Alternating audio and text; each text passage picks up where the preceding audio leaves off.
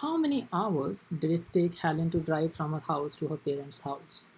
To calculate the time, we need the distance as well as the speed. So there is a lot that we need from the statements. The first statement is Helen's average speed on the strip was 72 kilometers per hour. So the speed is 72 kilometers per hour. That's absolutely fine, but we don't know anything about distance, where there's a time calculation requires the distance over the speed, which we can't calculate unless we know the distance. Therefore, the first statement is clearly not sufficient to answer the question, and option A and D can be eliminated. Now let's look at the second statement. The second statement says if Helen's average speed on the strip had been 8 kilometers per hour greater.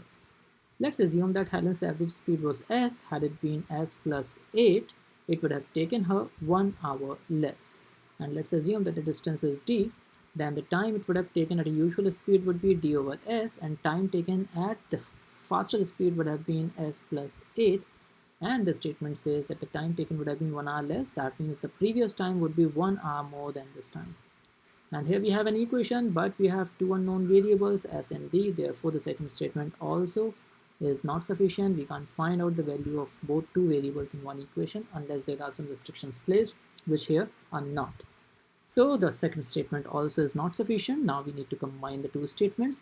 After we combine the two statements, we already know that the speed is 72, which means we can substitute this in this equation of second statement, and final equation that we have is d over 72 is equal to 1 plus d over 72 plus 8, which is 80.